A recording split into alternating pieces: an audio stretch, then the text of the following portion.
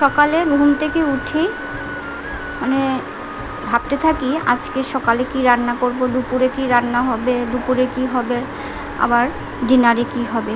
এই প্রতিদিনেরই ভাবনা বা প্রতিদিনের রুটিন।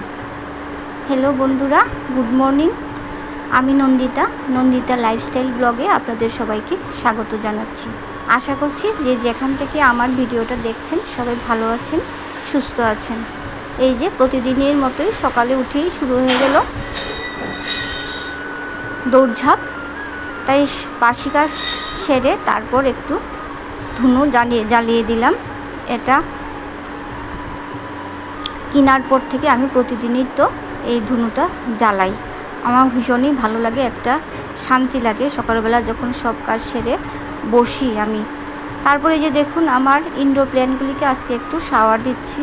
মানে এগুলিকে জল দিই আমি 1-2 দিন পর পর, কিন্তু শাওয়ার না দিলেও এই পাতাগুলি একদম শুকিয়ে যায়, আর একটু শাওয়ার দিলে পাতাগুলি অনেকটা ফ্রেশ লাগে দেখতে। মানে তখন দেখবেন গাছটাই চেহারাটাই যেন পাল্টে গেছে যখন আমি এই গাছগুলির মধ্যে একটু শাওয়ার করে দিই। খুব ভালো লাগে, বিশেষ করে মানি প্ল্যান্ট গাছগুলির মধ্যে যখন শাওয়ার করা হয় তখন পাতাগুলি এত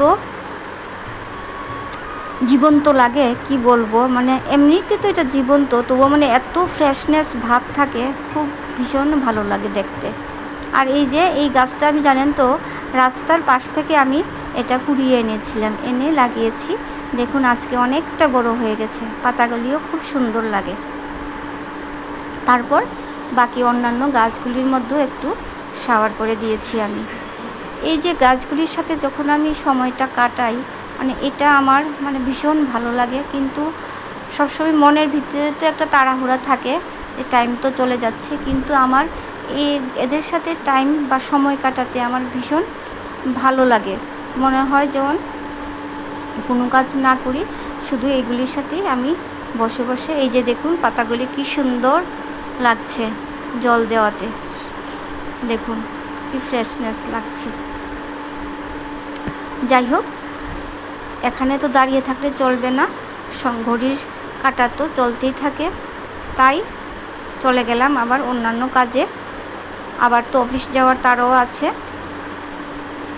যাই হোক, তারপর অফিস থেকে ফিরে আসার পর আমি কি করি সেটাই আজকে আপনাদের সাথে শেয়ার করব। আজকে বন্ধুরা রান্না করব হচ্ছে বোয়াল মাছ দিয়ে সর্ষে বাটা দিয়ে একটা চচ্চড়া। তাই প্রথমে আমি কিছু সর্ষে ভিজিয়ে রেখেছিলাম, তারপরে এই সর্ষেটা আমি শিলনোড়াতে বেটে নিয়েছি মিহি করে। তারপর কাঁচা লঙ্কা বাটা লাগবে, আর এখানে একটা পেঁয়াজ আর একটু আদা আমি পেস্ট করে নিয়েছি। তারপর মাছগুলিকে আমি কড়াইয়ের মধ্যে তেল দিয়ে, বেশি কড়া ভাজা করিনি, অল্প শুধু একটু ভাজা করে নিয়েছি। আর বোয়াল মাছ ভাজার সময় কড়াইটা ঢেকে করবেন, না হলে বোয়াল মাছ কিন্তু ফুটে মানে তেল ছিটে এসে গায়ে পড়তে পারে।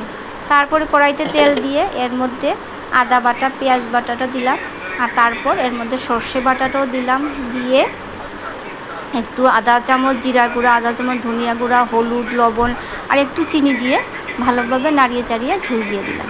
তারপরে এই যে দেখুন নামিয়ে নিলাম। মানে খেতে কি বলবো, ভীষণ স্বাদ হয়েছে।